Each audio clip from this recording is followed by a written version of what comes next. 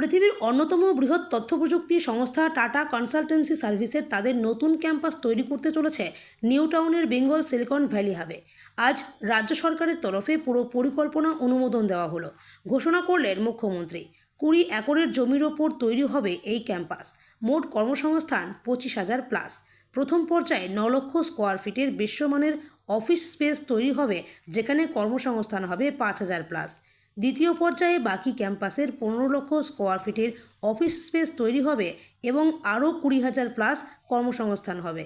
TCS ছাড়াও Bengal silicon valley হাবে তৈরি হচ্ছে রিলায়েন্স, জিও, এলটিআই, মিন্ট্রি, আদানি গ্রুপ সহ অন্তত 50 প্লাস সংস্থার নিজস্ব ক্যাম্পাস।